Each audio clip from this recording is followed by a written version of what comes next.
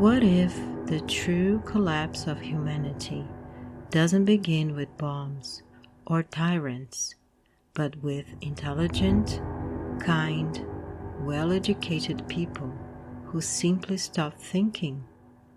Not out of malice, but something more dangerous, a kind of collective blindness that turns free individuals into obedient pieces of a system they don't even understand. German theologian Dietrich Bonhoeffer saw this firsthand. He didn't see monsters roaming the streets.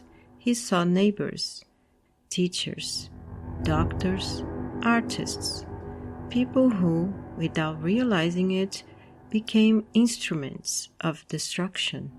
Bonhoeffer called this the theory of stupidity.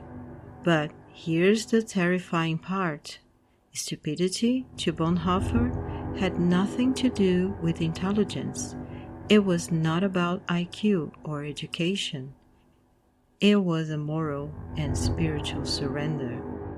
A moment where someone chooses, consciously or unconsciously, to stop thinking for themselves, out of fear, out of convenience, or the simple desire to belong. Think back to the early days of the pandemic. Fear was everywhere. People were isolated, overwhelmed, unsure. And suddenly, a dominant narrative took hold. One way of seeing the world. Questioning it felt dangerous. If you asked sincere questions, you were attacked, labeled, silenced. Families divided, friendships ended, not because of truth, but because of fear. That's Bonhoeffer stupidity. Not everyone who complied was stupid. Not everyone who questioned was right. But when people refuse to think because the group already decided for them, that's when danger begins. Bonhoeffer believed stupidity was more dangerous than evil, because evil still knows it's evil, but stupidity thinks it's righteous.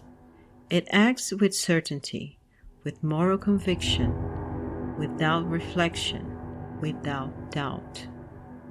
That is what makes it unstoppable, immune to facts, immune to truth.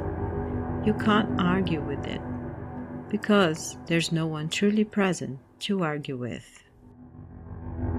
So how do we fight it?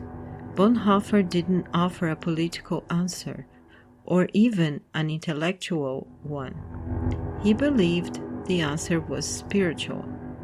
And by spiritual, he didn't mean religious dogma.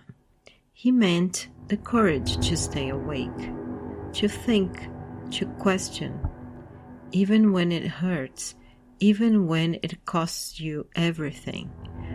Because yes, thinking hurts, but losing yourself hurts more.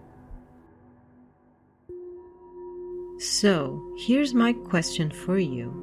Are you truly thinking for yourself, or are you just repeating what's easier to say? Because in a world full of noise and ready-made answers, the most rebellious thing you can do is stay awake. If this message resonates with you, share it, reflect on it, talk about it. Because this journey, this path of awareness, is for the brave. Stay awake, stay human.